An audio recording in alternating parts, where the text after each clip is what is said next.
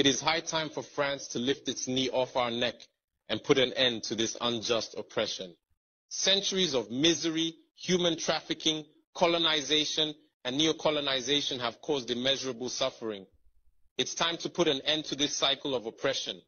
It's high time for France to leave us alone.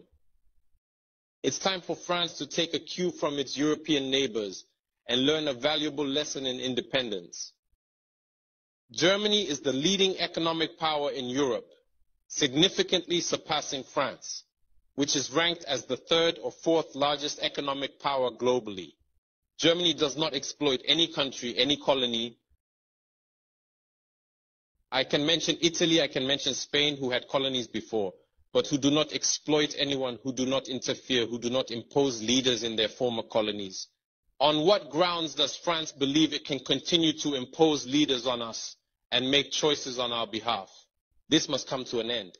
And the emerging Africa, the African youth, the African elites, and the African diaspora all stand united in saying no, it cannot continue any longer. France's hypocrisy is evident and pervasive in daily life. Let's examine the cases of Mali and Chad as prime examples of this hypocrisy. In Chad, where the constitutional process has been interrupted, France applauded and its president visited to officially consecrate the new king's coronation ceremony. In Mali, where it is not the constitutional process that has been interrupted, but the transition process, France has condemned and even packed up its things to say that it is leaving Mali. That's hypocrisy. It's the double standard. It is the double language that France employs in its dealings with Africa. During our questioning of Mr. Jean-Yves Le Drian regarding the situation in Ivory Coast and France's decision to allow a third term, he provided a clear explanation. He stated that while he accepted the third term for Ouattara, he refuses it for Belarus. He emphasized that France has condemned the situation in Belarus and has actively encouraged the European Union to do the same. Le Drian explains that in Belarus, millions protested, unlike Ivory Coast, where there were no mass demonstrations on the streets. This is how France deals with African issues. Personally, we expect absolutely nothing from France. We desire her to cease meddling in our matters so that the people of Senegal can exercise their freedom of choice rather than being influenced by France's selection of a candidate using the tactics we are aware of. We begin by targeting individuals, adorning them with the Legion of Honor or a similar knightly rank, enlisting them in Masonic lodges, and informing them to prepare themselves as they will be next in line. Even the hypothesis that Macky Sall may not succeed, we know who is being prepared by France. This must come to an end. It will not occur in this manner any longer. Let's be clear. We have absolutely nothing against the French people.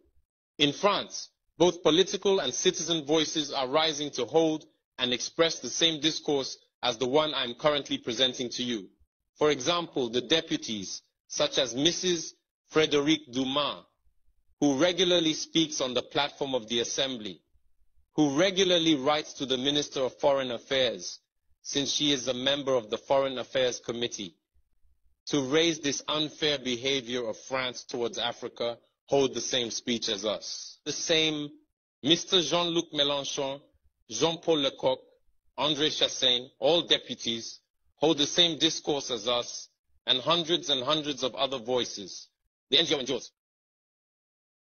like other non-profit organizations, are doing remarkable work in the same direction. We strongly urge France to listen to the voices that speak to it about our plan for a more collaborative, fairer, and sustainable partnership between Africa and France.